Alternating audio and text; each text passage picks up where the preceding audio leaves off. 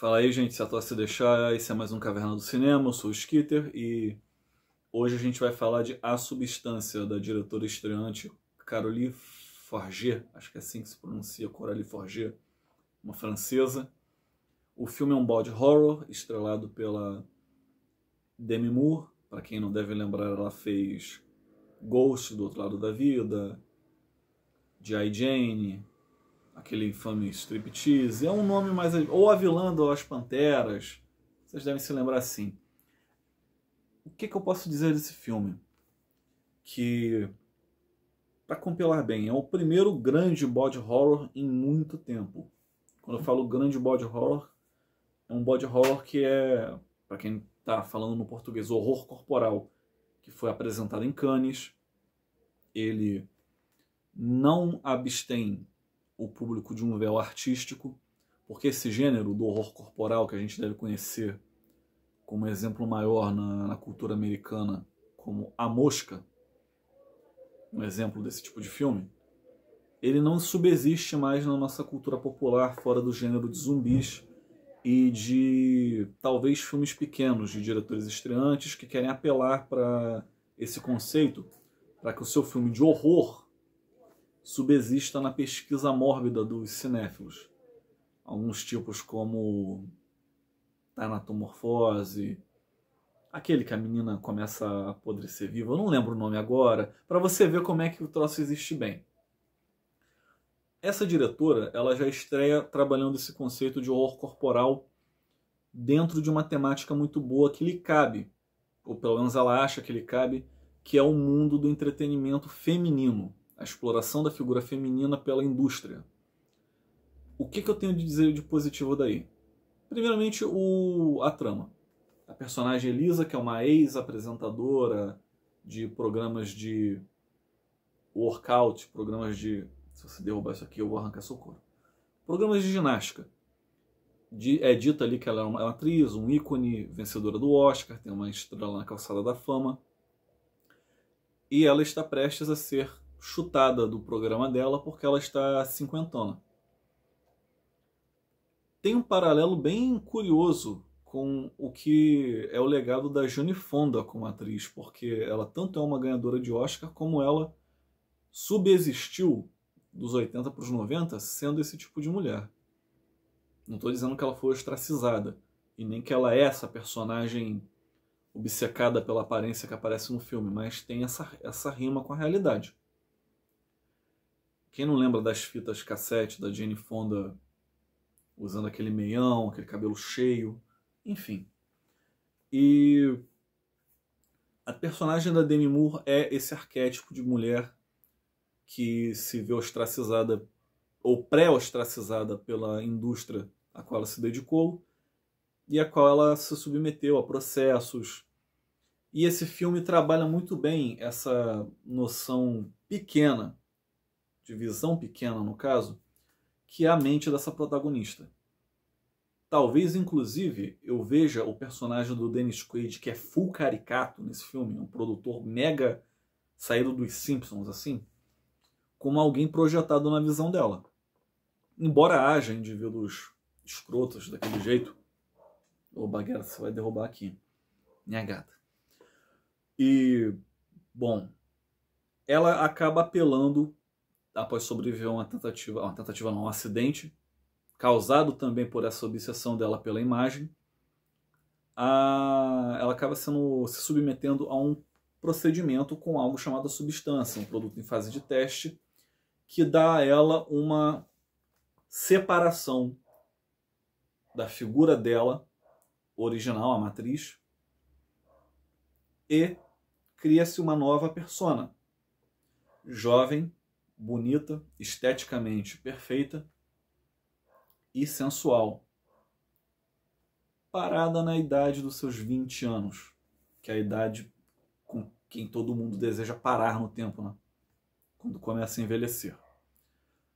Eu não sei realmente o quanto da Demi Moore ela pôs nesse papel, porque até então, para mim, ela nunca foi uma grande atriz. Ela era um ícone, um sex symbol. Ela chegou a trabalhar com nomes grandes, mas ela nunca teve o seu trabalho de atriz esforçado. Ela sempre foi um rostinho bonito, que calhou de estar em produções grandes.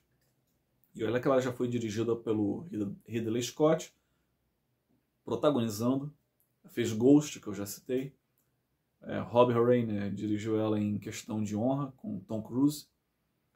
E pelo Woody Allen, ela já chegou até a ser dirigida pelo Woody Allen, em Desconstruindo Harry. Papel menor, mas ainda assim, né? Quem não quer ser dirigida por ele? Ainda mais naquela época. E esse filme pega um pouco do legado dela, porque para quem foi um sex symbol, ela literalmente tem um filme, que eu citei aqui, que é o Striptease. Acho que eu citei na primeira tentativa de gravar. Um filme menor que ela fez para obter um protagonismo de ousadia, daqueles thrillers sexuais dos anos 90, em que o trabalho dela é se expor nua naquela trama. O desafio de atriz dela é que aquele filme foi uma bomba. Passado esse tempo, ela se submeteu, teve um período que ela se submeteu a várias cirurgias, em que ela teve uma transição para os anos 2000, em que, como homem falando, eu não vi mais aquele rosto angelical dela, aqueles olhos claros, eu via uma figura masculinizada, a cara dela ficou quadrada, ela ficou com mandíbula, gente. Ela tinha uma jawline de dar inveja. Então ela meio que não existiu muito para mim nos anos 2000, e olha que foi quando eu comecei a consumir cinema. E esse filme, ela pega esse personagem e ela se maltrata nele, ela se desnuda, literalmente e metaforicamente, e trabalha nele, mesmo que com poucas palavras, porque é um filme de pouco diálogo, uma figura atormentada e obcecada pelo padrão incutido em sua cabeça. A forma que sai dela, que gera a sua outra figura, é feita por uma atriz que agora eu não me lembro o nome. Ela fez uma daquelas ripongas em Era Uma Vez em Hollywood, depois ela fez outro filme aqui, outro ali. Ela está muito bem, também, em consonância com a Demi Moore. Eu não vou lembrar o nome dela agora, eu não vou pausar o vídeo também não.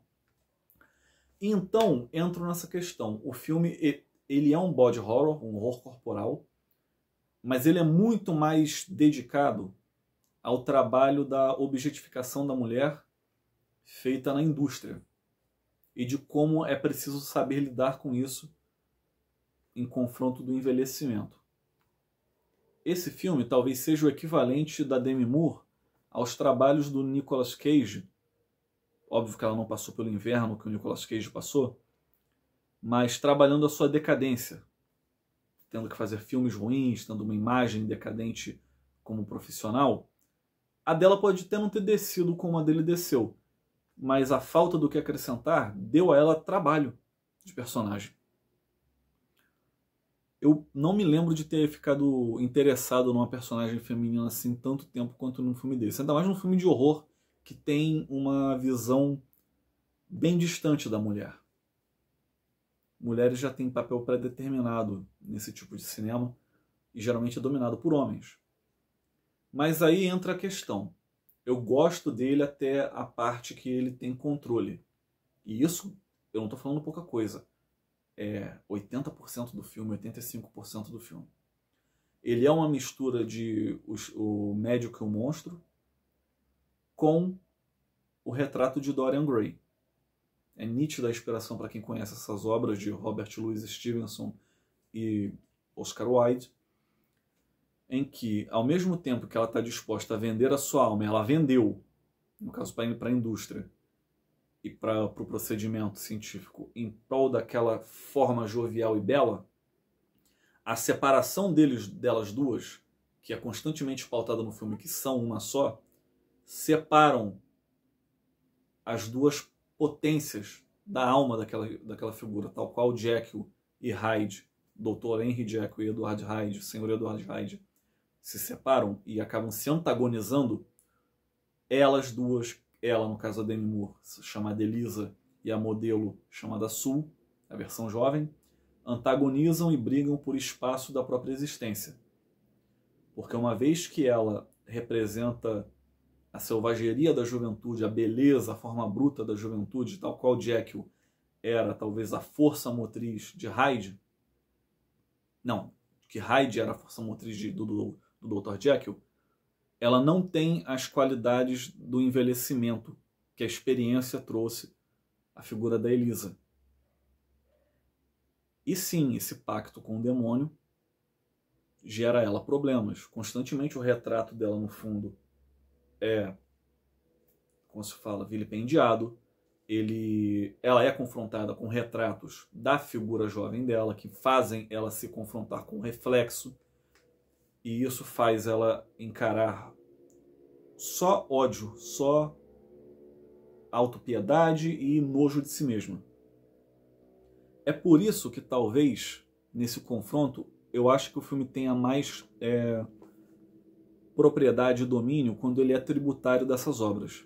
Ele tem também seu pé no Cronenberg, ele é muito mais clean do que Uma Mosca, do que qualquer filme, Videodrome, de horror corporal, porque por ele trabalhar um mundo de beleza, um mundo de, pelo menos, beleza física, exposição de corpos femininos bonitos, ele trata muito de um contraste entre vermelho e branco. Por quê? Vermelho simboliza poder, embora também simbolize sangue, simboliza presença, né? E também violência, e contrasta com o branco, que é simplesmente neutro.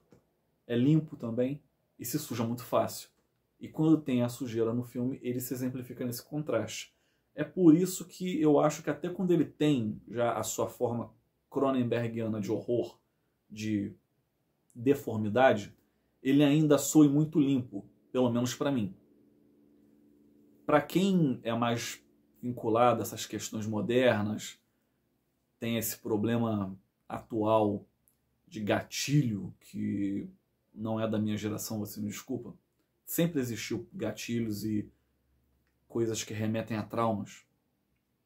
Não disse a memória. Mas o problema é a gente passou a tratar isso como uma forma de se fechar, entendeu? As pessoas, pelo menos num contrato social, estavam mais dispostas a se ferir para ver uma obra. E esse filme trabalha isso de forma até clean demais. Se fosse para citar, não é spoiler o que eu estou falando aqui, não revela nada da obra. Mas, na verdade, isso não está na obra. Se fosse para pautar o total de tributos a essas duas obras que eu citei, que é o Retrato de Dorian Gray e O Médico e o Monstro, ele terminaria da mesma forma, com o id original matando a consequência das suas escolhas, a separação do seu, como se fala, do seu lado primitivo, da sua força primitiva, uma vez que ele já não tinha mais controle sobre ele. Quando Dorian Gray esfaqueia a pintura, ele morre no livro. Jekyll, como ele não consegue mais obter controle sobre Hyde a cada transformação, e ainda assim ele não consegue se ver longe do experimento de provar a selvageria da sua forma verdadeira, ou que ele presume ser a verdadeira dele, quando era só parte dela, Jekyll no livro ele se suicida, matando Hyde. O filme não faz isso, eu não vou dizer o que ele faz, mas eu posso te dizer que até ele chegar no limiar desse conflito entre as duas, ele estava tendo uma precisão linda. E nos 15 minutos finais, ele pega uma mistura, e detalhe, eu assisti esse filme, eu demorei para falar dele, porque eu estava pensando o que me pegou nesse final. E sim, os 15, 20 minutos finais dele, ele tenta ser uma mistura de A Mosca com Carrie a Estranha, com Cidade dos Sonhos. Só que... E Cronenberg, né? Assim, A Mosca eu já citei com Cronenberg. Você não é Cronenberg, David Lynch, Brian De Palma só porque você referenciou eles literalmente. Eu acho que ele perde a chance. Isso é um defeito, porém é um defeito final. Só no final. Ele perde a chance de terminar redondo tentando ter um final que é apelativo,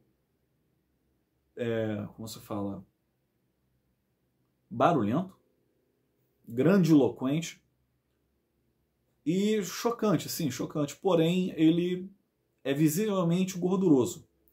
Eu sinto que aquele filme morreria já 20 minutos antes, aquele filme acabaria ali. mas ele se permitiu se estender um pouco mais para ter um excesso, realmente um rompante, que tem duas explicações. Ou ele é subjetivo, por isso eu cito Cidade dos Sonhos, para dizer que ele é a morte da idilificação daquela personagem, e ainda assim é gorduroso. Ou ele é literal, e toda aquela extravagância final está realmente acontecendo, e ele também é gorduroso e descompassado. É só esse defeito que eu tenho para dizer. E parece ser um defeito do ano, entendeu? Todos os filmes que tiveram algo a me falar foram filmes pequenos, que eu digo assim, e olha que esse aqui tem 2 horas e 20.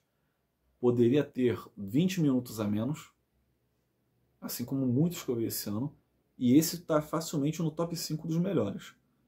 Mas quando ele sai da veia tributária dele, de ser algo que é um filho menor dessas obras cinematográficas e literárias, e ele não fala do que ele sabe falar, que é da parte feminina, quando ele deixa, vou ser bem honesto assim, quando ele deixa de ser um Cronenberg de mulher, e por que eu estou usando esse termo que pode parecer sexista?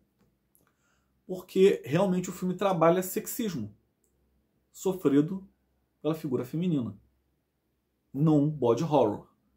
Então o que ele tem de Cronenbergiano ali é para mulher, é por mulher, é de mulher, entendeu?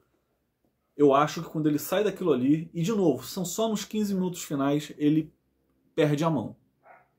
Poderia passar sem aquilo, mas por ser um filme estreante, eu acho que é um grande produto. Não sei quando eu vou rever, porque eu vi tem uma semana e ele está fresco na minha mente. Mas só por ser o melhor trabalho da carreira da Demi Moore, ter um trabalho de ressignificação de um ator, e ainda ter toda essa qualidade, esse cabedal, a Substância vale uma assistida.